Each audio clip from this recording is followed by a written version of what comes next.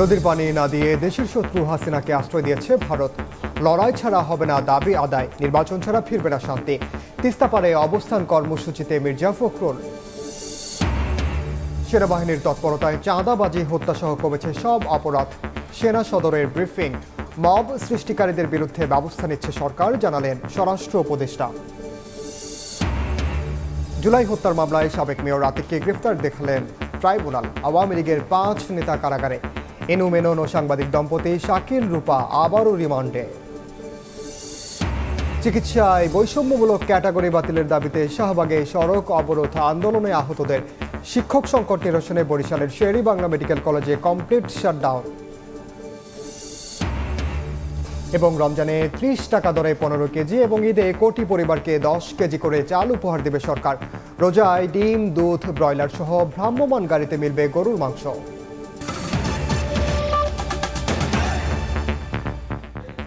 সময় সংবাদের সঙ্গে আছি আমি ওমর ইনাম।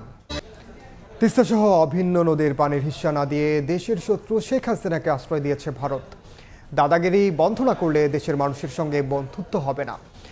জনগণের লড়াই ছাড়া আদায় হবে না পানির ন্যায্য হিস্সা। লালমনিরহাটে তিস্তা পারে দুদিনব্যাপী অবস্থান কর্মসূচির প্রথম দিনে কথা বলেছেন বিএনপি মহাসচিব মির্জা ফখরুল ইসলাম আলমগীর। এ সময় দেশের শান্তি ও স্থিতিশীলতা রক্ষায় নির্বাচন দাবি করেন বিএনপি মহাসচিব। জাগো বাহে তিস্তা বাঁচাই স্লোগানে স্লোগানে প্রকম্পিত নদী পার। হেঁটে কিংবা নদী পথে ছুটে আসা মিছিলে নদী বাঁচানোর আকুতি। শুকিয়ে যাওয়া প্রবাহে জেগে ওঠা চরে জড়ো হয়েছেন উত্তরবঙ্গের হাজার হাজার বাসিন্দা। লালমনিরহাটের তিস্তা ব্রিজের নিচে তিস্তা নদী রক্ষা আন্দোলনের ব্যানারে এই সমাবেশ। আন্তর্জাতিক আইন লঙ্ঘন করে ভারত বাঁধ নির্মাণ করায় এবং ন্যায্য পাওনা থেকে বঞ্চিত করার প্রতিবাদে এই কর্মসূচি।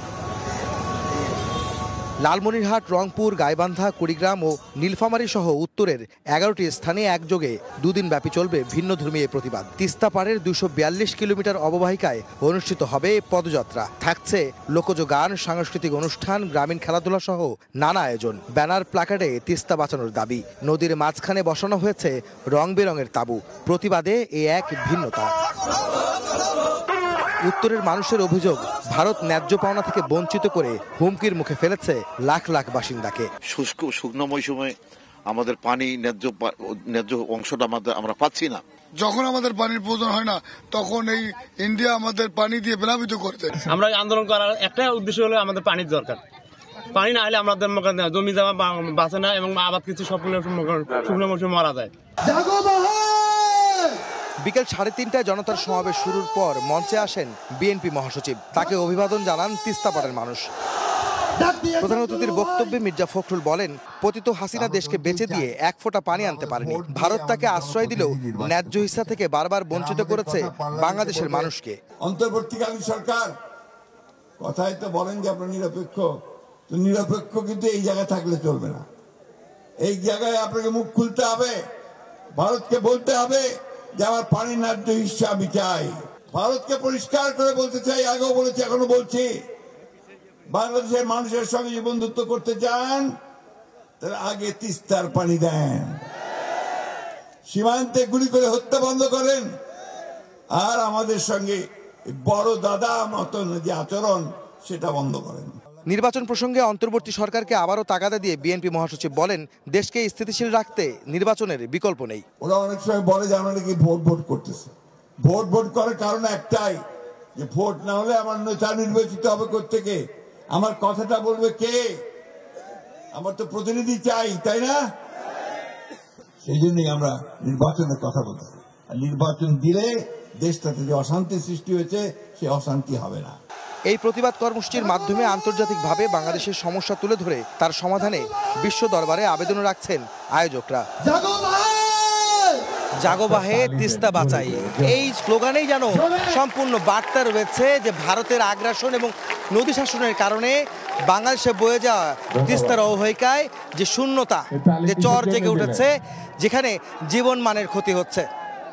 আজকে সেই তিস্তার মাঝে জেগে ওঠা চরেই জনতার সমাবেশ থেকে বার্তা দিচ্ছেন এখানকার জনতা, মানুষ। তারা বলছেন ভারত আন্তর্জাতিক আইন মেনে তাদের ন্যায্য হিস্সা বুঝে দিবে এদেশের মানুষকে, তবেই ফিরবে এই তিস্তা পাড়ের জনগণের জীবনমানের উন্নয়ন। আহমেদ সালেহীন, সময় সংবাদ, লালমনিরহাট। এদিকে তিস্তাপাড়ের বাসিন্দারা বলছেন ভারতের একতরফা নীতি আর নতজানু পররাষ্ট্রনীতির কারণেই পানির ন্যায্য হিস্সা থেকে বঞ্চিত দেশের মানুষ। সংস্কারের অভাবে নাব্য হারিয়ে মরতে বসেছে তিস্তা। গবেষকরা বলছেন তিস্তা সুরক্ষায় মহাপরিকল্পনা বাস্তবায়নের বিকল্প নেই। তিস্তা নিয়ে নাজমুল ইসলাম নিশাতের 2 পর্বের প্রতিবেদনের প্রথমটি আজ, ছবি তুলেছেন শাকিল মাহমুদ। নদীর এই কঙ্কালসার চিত্র দেখে কোনোভাবেই বোঝার উপায় নেই এটি একসময়ের প্রমত্তা তিস্তা। শুষ্ক মৌসুমের আগেই পানি শুকিয়ে জেগে উঠেছে ছোট বড় অসংখ্য চর। অথচ এই তিস্তাকেই বলা হতো উত্তরের জীবনরেখা, যেটি এখন 2 কোটি মানুষের কষ্টের কারণ হয়ে দাঁড়িয়েছে। পরিচর্যার অভাবে তিস্তা শুধু নাব্যই হারায়নি, তলদেশ ভরাট হয়ে হারিয়েছে পানি ধারণের সক্ষমতাও। শুষ্ক মৌসুমে তিস্তার পানি প্রবাহ 5000 কিউসেক থাকার কথা থাকলেও ভারতের একতরফা পানি প্রত্যাহারে তা নেমেছে 400 কিউসেকে। শুধু পানির অভাবে প্রতি বছর 10,000 কোটি টাকার ফসল উৎপাদন ব্যাহত হচ্ছে তিস্তা অববাহিকায়। শুধু কৃষি নয়, নদী শুকিয়ে যাওয়ায় বিলীন হয়েছে মাছের অভয়ারণ্য, বন্ধ হয়েছে নদী নির্ভর যোগাযোগ ব্যবস্থা। ফলে জেলে মাঝি সহ তিস্তা নির্ভর লাখো মানুষের জীবন জীবিকা এখন চরম সংকটে। বর্ষাকালে তো মনে করেন যে পানিতে থামা যায় না, আর খরাকালে ফির আবার মনে করেন যে বালু হয়ে যায়। এখন পানি নাই না, তিস্তা নদী শুকিয়ে গেছে। পাইপ বোর্ডিং করি ওখান থেকে পাইপ দিয়ে এখন ওই যে মেশিন দিয়ে পানি দিবার লাগছে। নদী তো পানি না দিয়ে তো মাছ পাচ্ছি না। ভাটিতে যখন পানির অভাবে ভয়াবহ মরুকরণের মুখে তিস্তা অববাহিকা, তখন আন্তর্জাতিক নিয়মনীতির তোয়াক্কা না করেই একাধিক বাঁধ, খাল, জলবিদ্যুৎ ও সেচ প্রকল্প নির্মাণ করে ইচ্ছে মতো তিস্তার পানি ব্যবহার করছে ভারত। একতরফাভাবে ভারত তিস্তার পানি প্রত্যাহার করে নিয়ে তারা তাদের কৃষিক্ষেত্রে এবং তাদের অন্যান্য ক্ষেত্রে তারা তাদের উন্নয়ন সাধিত করেছে, সেই সাথে আমাদেরকে পানি বঞ্চিত করেছে। তিস্তা ব্যারেজের সামনে আরও কয়েকটা ব্যারেজ করেছে। তারা আমাদের স্বার্থ সংরক্ষণ হবে এই রকম কোনো বিষয় নিয়ে তারা আমাদের সাথে কথা বলে না। গবেষকদের মতে উত্তরের 5 জেলার 2 কোটি মানুষের জীবনমান রক্ষায় একমাত্র সমাধান তিস্তা মহাপরিকল্পনা বাস্তবায়ন। এই যে তিস্তা পরিকল্পনা, এটা সবার আগে অধিকার দিয়ে এটার দ্রুত বাস্তবায়ন করা হোক। তিস্তাকে সুরক্ষা করা না গেলে শুধু জীবন জীবিকায় নয়, জলবায়ু পরিবর্তনের বিরূপ প্রতিক্রিয়ায় বিপর্যস্ত হয়ে পড়বে নদী বিস্তৃত 2000 বর্গ কিলোমিটার জনপদের মানুষ। নাজমুল ইসলাম নিশাত, সময় সংবাদ, রংপুর। জুলাই গণ অভ্যুত্থানে ঢাকার বাইরে বিভিন্ন জেলায় শিক্ষার্থীরা যে আন্দোলন গড়ে তুলেছিল তা বিশ্বজুড়ে প্রশংসিত হলেও ভারতের জন্য যন্ত্রণা বলে মন্তব্য করেছেন প্রধান উপদেষ্টা প্রেস সচিব শফিকুল আলম। দুপুরে কুমিল্লা বিশ্ববিদ্যালয় সাংবাদিক সমিতির প্রতিষ্ঠা বার্ষিকী উপলক্ষে আয়োজিত এক অনুষ্ঠানে কথা বলেন তিনি। এ সময় শফিকুল আলম বলেন, ভারতের বিভিন্ন গণমাধ্যম বাংলাদেশের জুলাই বিপ্লব নিয়ে কটূক্তি করছে। এটা আনন্দের বিষয় যে আমরা যারা এই প্রত্যন্ত অঞ্চলে আছি, যারা ঢাকার বাইরেও আছি, সবাই আমাদের যে স্টেক আছে, যে ইতিহাসটা যে তৈরি হলো, আমরা জানান দিচ্ছি যে আমাদের এই আন্দোলনে আমাদের সবার স্টেক আছে। বাংলাদেশের এই আন্দোলনকে নিয়ে ইন্ডিয়ান মিডিয়ায় অনেক ধরনের আজে বাজে কথা লেখে। আমার মনে হয় এই ডকুমেন্টারিগুলো ইন্ডিয়ান মিডিয়ার জন্য একটা চপটে দেখা। সেনাবাহিনীর তৎপরতায় চাঁদাবাজি, হত্যাসহ কমেছে সব অপরাধ।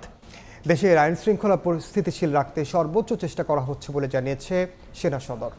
দুপুরে ঢাকা সেনানিবাসের অফিসার্স মেসে সেনা সদর আয়োজিত প্রেস ব্রিফিংয়ে সামরিক অপারেশন পরিদপ্তরের colonel staff colonel Shafiqul Islam বলেন, সেনাবাহিনীর কর্মতৎপরতায় সারা দেশে আগের তুলনায় কমে এসেছে মব জাস্টিস, চাঁদাবাজি, হত্যা। এসব অপরাধের কিছু হটস্পট চিহ্নিত করা হয়েছে জানিয়ে সেনা সদরের পক্ষ থেকে বলা হয়, সেগুলোতে নজর রাখা হচ্ছে। আগামীতে আরও কমে আসবে অপরাধ। রাজধানীর মোহাম্মদপুর, বনানীতে সেনা সদস্য পরিচয়ে ডাকাতির অভিযোগের তদন্ত চলছে বলে জানানো হয়।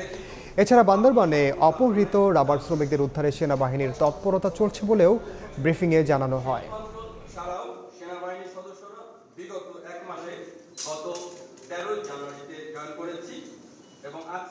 শিল্পাঞ্চল ছাড়াও সেনাবাহিনীর সদস্যরা বিগত 1 মাসে 42টি বিভিন্ন ধরনের বিশৃঙ্খল পরিস্থিতি নিয়ন্ত্রণ করেছে। সব মিলিয়ে বিগত 50 দিনে বিভিন্ন ধরনের অপরাধের সাথে সম্পৃক্ত মোট 2142 জনকে বিভিন্ন দেশের বিভিন্ন স্থান থেকে গ্রেপ্তার করা হয়েছে। শুধু মব জাস্টিস না, সবকিছুর জন্যই, চাঁদাবাজি, চুরি, হত্যা, সব সেক্টরে আমাদের সফলতা আগের থেকে বেড়েছে। কোনো অন্যায়কেই সেনাবাহিনী কখনো প্রশ্রয় দেয় না। আমরা সবসময় জনগণের সাথে ছিলাম, আছি এবং থাকব। শুধু তৌহিদি জনতা নয়, যারাই মব সৃষ্টি করছে তাদের বিরুদ্ধে ব্যবস্থা নেওয়া হচ্ছে। এ বিষয়ে সবাইকেই সতর্ক থাকতে হবে। সকালে রাজধানীর আগারগাঁওয়ে কোস্ট গার্ডের প্রতিষ্ঠা বার্ষিকীর অনুষ্ঠানে সাংবাদিকদের প্রশ্নের জবাবে কথা বলেছেন স্বরাষ্ট্র উপদেষ্টা জাহাঙ্গীর আলম চৌধুরী। জানান, রোহিঙ্গাদের এনআইডি পাওয়া নিয়ে কঠোর অবস্থানে সরকার।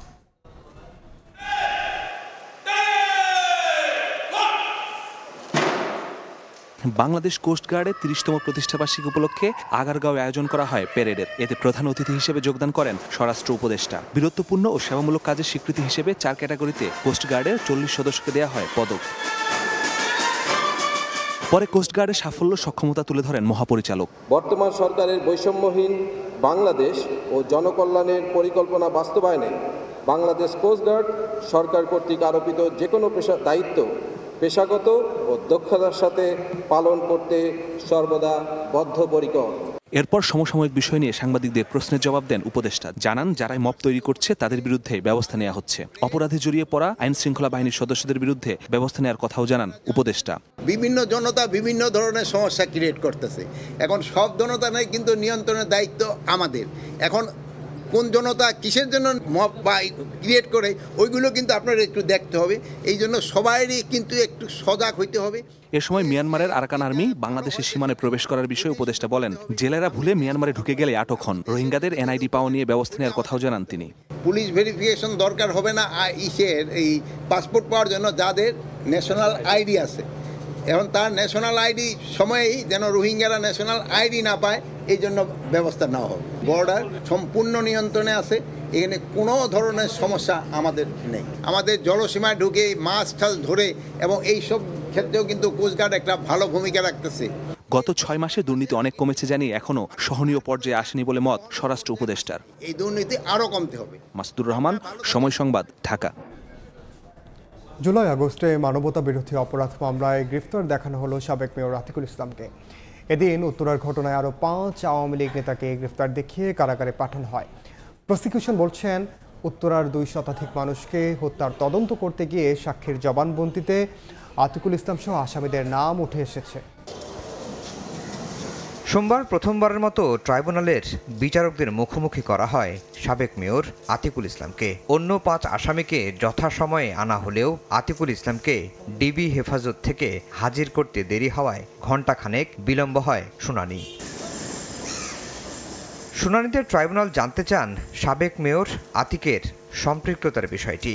এ সময় প্রসিকিউশন বলেন, আতিকের ইন্ধনেই বেপরোয়া হয়ে ওঠে আওয়ামী লীগ ও এর অঙ্গ সহযোগী সংগঠনের নেতাকর্মীরা। ওই এলাকায় জুলাই আগস্ট বিপ্লবে নিরীহ নিরস্ত্র ২০০ জনের অধিক জনগণকে, ছাত্র জনতাকে হত্যা করা হয়েছে এবং এই ক্ষেত্রে এরা কেউ চিকিৎসায় বাধা দিয়েছে, কেউ হেলমেট বাহিনীকে অস্ত্র সরবরাহ করেছে এবং বিভিন্নভাবে এরা মানবতা বিরোধী অপরাধে কর্মকাণ্ডে সক্রিয়ভাবে অংশগ্রহণ করেছে, যার তথ্য প্রমাণ আমাদের ইনভেস্টিগেশন এজেন্সির কাছে আছে। কাঠগড়ায় পুরোটা সময় নিশ্চুপ ছিলেন ঢাকা উত্তরের সাবেক মেয়র। প্রায় আধা ঘন্টা শুনানি শেষে মানবতাবিরোধী অপরাধের দায়ে গ্রেফতার দেখানো হয় ৬ জনকে। মামলার পরবর্তী তারিখ ধার্য করা হয়েছে ৯ মার্চ। জনাব আতিকুল ইসলাম, জনাব শাহিনুর মিয়া, জনাব মনোয়ারুল ইসলাম চৌধুরীর রবিন, আবদুল্লাহ আল মামুন মণ্ডল, দেলওয়ার হোসেন রুবেল এবং ইঞ্জিনিয়ার বশির উদ্দিন সাহেবকে পিডাব্লিউ মনে অন্য মামলায় তারা জেল হাজতে ছিল, তাদেরকে ট্রাইব্যুনালে হাজির করা হয়েছে এবং তাদেরকে এই মামলায় শোন অ্যারেস্ট দেখিয়ে কারাগারে প্রেরণের নির্দেশ দিয়েছেন ট্রাইব্যুনাল। প্রসিকিউশন বলছে, জুলাই আগস্টের ঘটনায় বিভিন্ন থানায় এই আসামিদের বিরুদ্ধে ১৬টির মতো মামলা রয়েছে। এটা আমাদের যে ২ জন প্রসিকিউটর। আফজাল হোসেন, সময় সংবাদ, ঢাকা।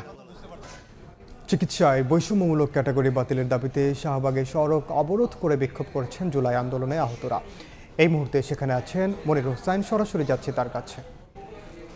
মনির, জুলাই আন্দোলনে যে আহত হয়েছেন সেই আহতদের একাংশ আজকে দুপুর ২টা থেকে শাহবাগ মোড়ে অবস্থান করছে এবং শাহবাগের যে মূল সড়ক সেই মূল সড়কটি অবরোধ করে তারা এখানে অবস্থান করছেন। তাদের মূলত দাবি যেই তাদের চিকিৎসার ক্ষেত্রে যে ৩টি ক্যাটাগরি করা হয়েছে, তাদের দাবি যে 3টি ক্যাটাগরি নয়, তারা চান 2টি ক্যাটাগরি হোক এবং তারা বলছে যে প্রধান উপদেষ্টার পক্ষ থেকে 2টি ক্যাটাগরির কথা বলা হয়েছে, কিন্তু এখন তাদের 3টি ক্যাটাগরি করা হচ্ছে, যার কারণেই কারণেই তাদের এই আন্দোলন, তাদের এই দাবি। আসলে তারা বলছেন যে এ এবং বি ক্যাটাগরি থাকবে, সি ক্যাটাগরি আসলে যাতে না থাকে, এবং এই ক্যাটাগরির মধ্যে রয়েছে যারা অঙ্গহানি হয়েছে তাদের রাখা হয়েছে, এবং বি ক্যাটাগরির মধ্যে তারপরে তার চেয়ে কম যেই আহত হয়েছেন তাদেরকে রাখা হয়েছে, এবং তাদের যে অভিযোগ যে সি ক্যাটাগরিতে তাদেরকেই ফেলা হচ্ছে, যাদেরকে আসলে কোনো সহায়তা দেয়া হবে না তাদেরকে। কিন্তু তারা আসলে যেটি বলছেন যে তারা আন্দোলন করেছেন এক সারিতে এক হয়ে, তারা এখন কোনো আসলে ক্যাটাগরি চান না, তারা চান সবার সুচিকিৎসা এবং যেই তারা আহতরা হয়েছেন তাদের পুনর্বাসন, এবং সেই দাবিতেই আসলে তারা দুপুর থেকে এই শাহবাগে অবস্থান করছে। এবং এই মুহূর্তে আমরা যেটি দেখছি যে শাহবাগে যে মূল সড়ক, সেই মূল সড়কে তারা বসে পড়েছেন এবং যেই ব্যানার, সেই ব্যানার নিয়ে, এবং এই পথে যেই যান চলাচল করার কথা রয়েছে সেই যান চলাচলে কিন্তু বিঘ্ন ঘটছে, যেহেতু তারা আসলে মূল সড়কটি আসলে বন্ধ করে রেখেছে এবং মূল সড়কের এই পাশ দিয়ে আসলে কোনো যানবাহন যাতায়াত করতে দিচ্ছে না। তারা বলছে যে তাদের দাবি আদায় না হওয়া পর্যন্ত তারা সড়কে অবস্থান করবে, এবং তাদের যেই দাবি, তাদের যেই পুনর্বাসনের দাবি, তারা সেই দাবি নিয়েই আসলে ঘরে ফিরবে। তাদের যে ক্যাটাগরির কথা বলছিলাম, আসলে তারা বলছেন যে এই ক্যাটাগরি করার মাধ্যমে তারা আসলে বৈষম্যের শিকার হচ্ছে। তারা বলছে যে বৈষম্য মুক্ত বাংলাদেশ গড়তে তারা যে আন্দোলন করেছে, কিন্তু এখন চিকিৎসার ক্ষেত্রে তারাই সেই বৈষম্যের শিকার হচ্ছে। তো শাহবাগে আহতদের একাংশের যে আন্দোলন, সেই আন্দোলন থেকে এই ছিল আমার কাছে এখনকার মতো সব শেষ। সরাসরি যুক্ত ছিলাম রাজধানীর শাহবাগে। আবারও ছাত্র আন্দোলনে উত্তপ্ত বরিশাল বিশ্ববিদ্যালয় ও শের-ই বাংলা মেডিকেল কলেজ। শিক্ষক সংকট নিরসনের দাবিতে কমপ্লিট শাটডাউন ঘোষণা করে মেডিকেল কলেজের প্রধান ফটকে তালা ঝুলিয়েছেন শিক্ষার্থীরা। অন্যদিকে শিক্ষক শিক্ষার্থীদের ফ্যাসিস্ট আখ্যা দেওয়ার অভিযোগে আন্দোলনে নেমেছেন শিক্ষক শিক্ষার্থীদের একাংশ। স্লোগানে মুখর Barishal Sher-e Bangla medical college campus. শিক্ষক সংকট নিরসনের দাবিতে শিক্ষার্থীদের এই বিক্ষোভ। ৩৩৪ পদের অর্ধেকেরও বেশি পদ শূন্য জানিয়ে শিক্ষাজীবন ব্যাহত হচ্ছে বলে অভিযোগ তাদের। সোমবার সকালে ক্লাস বর্জন করে প্রথমে কলেজ অধ্যক্ষের কার্যালয়ের সামনে অবস্থান ধর্মঘট, পরে প্রধান ফটকে তালা ঝুলিয়ে দেন আন্দোলনকারীরা। প্যাথোলজি, মাইক্রোবায়োলজিতে এগুলো তো আমাদের কোনো এখন প্রফেসর নেই, যার ফলে আমাদের MBBS এর মতো এত কঠিন, জটিল এবং খুবই সেন্সিটিভ একটা এডুকেশন খুবই বাধাগ্রস্ত হচ্ছে। ৩৩৪ শিক্ষকের মধ্যে ১৬১ পদায়নকৃত থাকলেও পদ শূন্য রয়েছে ১৭৩টি। মন্ত্রণালয় থেকে আমাকে আশ্বাস দেওয়া হয়েছে যে বদলিটা তারা পুনর্বিবেচনা করবেন। আশা করি আমি যে সমস্যাটার সমাধান হয়ে যাবে। এদিকে বরিশাল বিশ্ববিদ্যালয়ের উপাচার্যের স্বেচ্ছাচারী আচরণের অভিযোগ এনে সংবাদ সম্মেলন করেছেন শিক্ষকদের একাংশ। রোববার শিক্ষক শিক্ষার্থী কর্মচারীদের ফ্যাসিস্ট বলে উপাচার্য গণমাধ্যমে মন্তব্য করেছেন এমন অভিযোগ বিক্ষুব্ধ শিক্ষকদের। উনি আমাদের ফ্যাসিস্ট বলছে এবং সন্ত্রাসী বলছে, যারা আন্দোলন করে তারা ফ্যাসিস্ট। বরিশাল বিশ্ববিদ্যালয় আইন ও সংবিধি অনুযায়ী যেভাবে চলার কথা ঠিক সেভাবেই চলবে। এখানে উপাচার্য, উপ উপাচার্য ও ট্রেজারার মহোদয় তাদের যে দায়িত্ব, তারা সেই সংবিধি অনুযায়ী দায়িত্ব পালন করবেন। বরিশাল বিশ্ববিদ্যালয়ের পরিবারকে সকলকে ফ্যাসিস্ট বলেছেন, এর চেয়ে লজ্জার ও ঘৃণার কিছু হতে পারে না। তবে উপাচার্যের দাবি বিশ্ববিদ্যালয়কে অস্থিতিশীল করতে তার বিরুদ্ধে ষড়যন্ত্র চলছে। এটা একটা গভীর ষড়যন্ত্রের অংশ। এইখানে অস্থিতিশীলতা বজায় রাখার যে কালচারটা আগে ছিল, এখনো একইভাবে কাজ করে যাচ্ছে। বিশ্ববিদ্যালয়ে যোগদানের ৩.৫ মাস পার হতে চললেও উপ উপাচার্য গোলাম রাব্বানীকে দায়িত্ব বুঝিয়ে দেয়া হয়নি অভিযোগে বেশ কিছুদিন ধরে উপাচার্য ও উপ উপাচার্যের পাল্টাপাল্টি অভিযোগ চলছে। অপূর্ব অপু, সময় সংবাদ, বরিশাল। আসন্ন রমজানে ৫০ লাখ পরিবারকে ১৫ টাকা কেজি দরে ৩০ কেজি করে চাল দেবে সরকার। পাশাপাশি ঈদে ১ কোটি পরিবারকে উপহার হিসেবে 10 কেজি করে চাল দেয়া হবে বলে জানান খাদ্য উপদেষ্টা। পাশাপাশি পহেলা রমজান থেকে ২৮ দিন রাজধানীর ২৫টি স্থানে সাশ্রয়ী মূল্যে মাছ, মাংস, দুধ, ডিম বিক্রি করবে প্রাণী সম্পদ অধিদপ্তর। এদিকে রাজস্ব বাড়াতে সারা দেশে করের আওতা সম্প্রসারণে ডিসিদের নির্দেশনা দিয়েছেন অর্থ উপদেষ্টা। ডিসি সম্মেলনের দ্বিতীয় দিনে অর্থ, বাণিজ্য, খাদ্যসহ প্রায় ২০টি মন্ত্রণালয়ের সঙ্গে কার্য অধিবেশন। এতে যোগ দেন সংশ্লিষ্ট মন্ত্রণালয়ের উপদেষ্টা, সচিব সহ ঊর্ধ্বতন কর্মকর্তারা। মাঠ প্রশাসনের সমস্যা সমাধানে জেলা প্রশাসকদের দেয়া প্রস্তাবের উপর আলোচনাকালে বিভিন্ন নির্দেশনা দেন উপদেষ্টারা। সোমবার সকালে বৈঠক শেষে রাজস্ব আদায় বাড়াতে ব্যবসায়ী, চিকিৎসক, আইনজীবী সহ পেশাজীবীদের ট্যাক্স দিতে উদ্বুদ্ধ করার মধ্য দিয়ে সারা দেশে করের আওতা বাড়াতে ডিসিদের নির্দেশনা দেন অর্থ উপদেষ্টা। গ্রাম অঞ্চলে বা থানায় অনেক ব্যবসায়ী আছে, প্রচুর আয় করে, কিন্তু তারা ট্যাক্স বা ভ্যাট দেয় না। এটা আমাদের জন্য একটা কনসার্নের ব্যাপার। ডাক্তার, ব্যবসায়ী অনেকেই কিন্তু আমরা ক্যাশ ট্রানজ্যাকশন করি, এবং ক্যাশ ট্রানজ্যাকশন করলে কিন্তু ট্যাক্স বা হিসাবের আওতায় আনা যায় না। ট্যাক্স রেট বাড়িয়ে যে রাজস্বটা যেটা আরো বিস্তৃত করতে পারি। খাদ্য উপদেষ্টা জানান, রমজানে 50 লাখ পরিবারকে 15 টাকা কেজি দরে 30 কেজি করে চাল এবং ঈদে 1 কোটি পরিবারকে 10 কেজি করে চাল দেয়া হবে। ঈদের সময় 1 কোটি লোক পাবে 10 কেজি করে চাল পাবে উপহার হিসেবে ফ্রি। প্রায় 7 লাখ টনের মতো চাল এই সময়টাতে যাবে, মার্চ এবং এপ্রিলের মধ্যে যাবে, রোজা, ঈদ ইত্যাদি কেন্দ্র করে। এদিকে পহেলা রমজান থেকে 28 দিন সাশ্রয়ী মূল্যে মাছ, মাংস, দুধ, ডিম বিক্রি করবে প্রাণী সম্পদ অধিদপ্তর। সচিবালয়ে সংবাদ সম্মেলনে উপদেষ্টা জানান, ব্রয়লার মুরগির মাংস প্রতি কেজি 250 টাকা, পাস্তুরিত দুধ লিটার প্রতি 80 টাকা, প্রতি ডজন ডিম 114 টাকা এবং প্রতি কেজি গরুর মাংস 650 টাকায় কিনতে পারবেন ক্রেতারা। বিএফডিসি যেভাবে দিচ্ছে ওটা দেবে। আর আমরা মনে করছি যে বাজারে মানে মাসের রোজায় মাছের খাওয়াটা একটু কমই হয়, তো ফলে ওটা হয়তো এক্সট্রা বার্ডেন তৈরি করবে না আর কি। 65 দিনের পরিবর্তে এবার ইলিশের ব্যান পিরিয়ড হচ্ছে 58 দিন এবং সময়কাল হচ্ছে 15 এপ্রিল থেকে 11 জুন। এসব পণ্য রাজধানীর 25টি পয়েন্টে গাড়িতে করে বিক্রি করা হবে। রূপান্তরিত করা হয়েছে। প্রসূন আশিস, সময় সংবাদ, ঢাকা। এদিকে ভোজ্য তেলের বাজারে অস্থিতিশীলতা কাটছে না। রমজান সামনে রেখে তীব্র হচ্ছে সরবরাহ সংকট। বাজার থেকে খালি হাতে ফিরছেন অনেক ভোক্তা। নিজেদের অসহায়ত্বের কথা জানাচ্ছেন ডিলার ও খুচরা বিক্রেতারা। তেলের বাজার স্থিতিশীল করতে না পারলে বাণিজ্য উপদেষ্টার পদত্যাগ করা উচিত বলে মনে করে ক্যাব। ডিসেম্বরে লিটার প্রতি 8 টাকা বাড়ানোর পর জানুয়ারিতে আবারও ভোজ্য তেলের দাম বাড়ানোর প্রস্তাব করেন ব্যবসায়ীরা। এরপর থেকেই বাজারে দেখা দিয়েছে তেলের সংকট। বিক্রেতারা বলছেন, সরবরাহকারী প্রতিষ্ঠানগুলো বিপণন কৌশল বদলিয়ে খুচরা পর্যায়ে কমিয়েছে কমিশন, বন্ধ করেছে বাকিতে তেল বিক্রি, যার প্রভাব পড়ছে বাজারে। সয়াবিন তেল সরবরাহ নেই, 5 লিটারের গ্যালন তো নেই, 1 লিটার 2 লিটার দিচ্ছে, তাও একদম কম। আমরা যদি এজেন্টে বলি যে আমাদেরকে 10 কার্টন তেল দেন, বলে যে ইয়ের কি করার জন্য আসছেন, তেল 1 কার্টন পাইবেন, 1 কার্টন, তাও দেখা গেছে যে মূল্য অনুসারে আমরা কিনতে হয়। তারা জানান, তেলের চাহিদার মাত্র 5 ভাগ এখন বাজারে মিলছে। রমজানের আগে এমন সংকট নিয়ে অসন্তোষ দেখা দিয়েছে ক্রেতাদের মনে। 5 লিটার তেল কিনেছে 860 টাকা দিয়ে। না নিয়ে তো উপায় নাই, তেল তো খাইতেই হবে। 2 লিটার কিনছি, গায়ে প্রাইস 350 টাকা, কিন্তু আমার তো নেওয়া হয়েছে 400 টাকা, বাট নিতে বাধ্য হয়েছি, অন্য কোথাও কোনো দোকানে তেল নাই। এদিকে প্লাস্টিকের ড্রামে অস্বাস্থ্যকর তেল সরবরাহের প্রতিবাদে সোমবার রাজধানীর টিসিবি ভবনের সামনে মানববন্ধন করেছে ক্যাব। তেলের বাজারে স্থিতিশীলতা আনতে 1 সপ্তাহ সময় বেঁধে দিয়েছে সংগঠনটি। আগামী 7 দিনের মধ্যে ভোজ্য তেলের দাম কমে আসবে, আর না হইলে আমরা আপনাকে অনুরোধ করব যে আপনি আপনার পথটা ছেড়ে দেন। আপনি যেটা করতেন সেটা আপনি করেন গিয়া। আপনি আমাদের উপকার করতে হবে না, জনগণের উপকার করার জন্য আপনি আসেন নাই, আপনি আসেন সিন্ডিকেটের উপকার করার জন্য, যেটুকু কইরা দিয়েছেন এতে হয়েছে। আইন অমান্য করে বাজারে খোলা ভোজ্য তেল বিক্রি হচ্ছে উল্লেখ করে এটা বন্ধে সরকারের প্রতি আহ্বান জানিয়েছে ক্যাব। অন্তরা সেন, সময় সংবাদ, ঢাকা। দেশের বাইরের খবর। তৃতীয় দফায় আরও শতাধিক অবৈধ ভারতীয় অভিবাসীকে ফেরত পাঠালো যুক্তরাষ্ট্র। রোববার 112 জন কাগজপত্রহীন ভারতীয় অভিবাসী বহনকারী মার্কিন সামরিক বিমান পাঞ্জাবের অমৃতসরে অবতরণ করে। গত 10 দিনে 3টি ফ্লাইটে মোট 332 ভারতীয় অবৈধ অভিবাসীকে ফেরত পাঠিয়েছে যুক্তরাষ্ট্র। এদিকে ভারতীয় অভিবাসীদের হাত পা বেঁধে ফেরত পাঠানোয় সমালোচনার মুখে পড়েছে বিজেপি সরকার। স্থানীয় সময় রোববার রাতে ভারতের অমৃতসর বিমানবন্দরে পৌঁছায় অবৈধ অভিবাসীদের তৃতীয় দফার ফ্লাইটটি। দেশে ফেরা এই 112 জনের মধ্যে বেশিরভাগই পাঞ্জাব, হরিয়ানা ও গুজরাটের বাসিন্দা।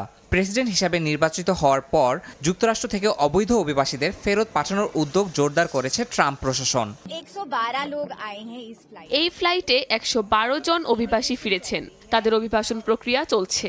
আমরা তাদের খাবারের ব্যবস্থা করেছি, পাশাপাশি শিশুদের জন্য ডায়াপার ও দুধের ব্যবস্থাও করা হয়েছে। এছাড়াও তাদের বাড়িতে ফেরানোর জন্য প্রয়োজনীয় ব্যবস্থা গ্রহণ করা হয়েছে। তবে অভিবাসন প্রক্রিয়া সম্পন্ন করতে কিছুটা সময় লাগবে। গত 10 দিনে 3টি ফ্লাইটে মোট 332 জন ভারতীয়কে নিজ দেশে ফেরত পাঠানো হলো। 5 ফেব্রুয়ারি প্রথম দফায় 104 জন এবং পরবর্তীতে 116 জন ভারতীয়কে ফেরত পাঠানো হয়।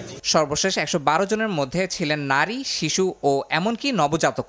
কাজের সন্ধানে অবৈধ পথে যুক্তরাষ্ট্রে পাড়ি জমিয়েছিলেন তারা, কিন্তু কঠোর অভিবাসন নীতির কারণে স্বপ্নভঙ্গ হয়ে ফিরতে হলো জন্মভূমিতে। অনেকেই যুক্তরাষ্ট্রে যাচ্ছিল, তাই আমার ছেলেও সেই পথ বেছে নিয়েছিল। এদেশে শিক্ষিত মানুষদের জন্য কাজ পাওয়া কঠিন। ভালো জীবনের আশায় সে তার জমি বিক্রি করেছে, আত্মীয়দের কাছ থেকে টাকা নিয়েছে, কিন্তু শেষ পর্যন্ত স্বপ্ন পূরণ হলো না। এদিকে মার্কিন প্রেসিডেন্ট ডোনাল্ড ট্রাম্পের সঙ্গে দ্বিপক্ষীয় বৈঠকের পর ভারতীয় অভিবাসীদের অপমানজনকভাবে দেশে ফেরত পাঠানোয় প্রধানমন্ত্রী নরেন্দ্র মোদীকে নিয়ে শুরু হয় তুমুল সমালোচনা। মোদীর সফরকে ব্যঙ্গ করে কার্টুন ছাপায় বিকাতার নামে দেশটির একটি সংবাদ মাধ্যমের ওয়েবসাইট ব্লক করে দেওয়ার অভিযোগ উঠেছে। ইয়াসিন মোহাম্মদ জিসান, সময় সংবাদ। আইসিসি চ্যাম্পিয়ন্স ট্রফির খবর। মূল আসরে মাঠে নামার আগে একমাত্র প্রস্তুতি ম্যাচে পাকিস্তান শাহিনসের মুখোমুখি হয়েছে বাংলাদেশ। দুবাই আন্তর্জাতিক ক্রিকেট স্টেডিয়ামে টস জিতে ব্যাট করছে টাইগার্স। প্রস্তুতি ম্যাচ হওয়ায় স্কোয়াডের সব ক্রিকেটারই ব্যাটিং বোলিংয়ের সুযোগ পাবেন। টস জিতে ব্যাটিংয়ে নেমে শুরুটা ভালো করতে পারেনি শান্তর দল। ব্যক্তিগত 6 রানে আউট হন তানজিদ তামিম। অধিনায়ক শান্ত রানে ফিরতে পারেননি, তার উইলো থেকে আসে 12 রান। প্রথম পাওয়ার প্লেতে 2 উইকেট হারিয়ে 60 রান তোলে বাংলাদেশ। তবে ইনজুরির সংখ্যা উড়িয়ে ভালো শুরু করেন সৌম্য সরকার। রান আউট হয়ে 35 রানে ফিরে যেতে হয় তাকে। তবে এরপরই ব্যাটিং বিপর্যয়ে পড়ে বাংলাদেশ। হৃদয়, মুশফিক, জাকেররা পারেননি ইনিংস বড় করতে। এখন পর্যন্ত সর্বোচ্চ 44 রান এসেছে মিরাজের ব্যাট থেকে। 30 ওভার শেষে 7 উইকেট হারিয়ে 140 রান তুলেছে বাংলাদেশ।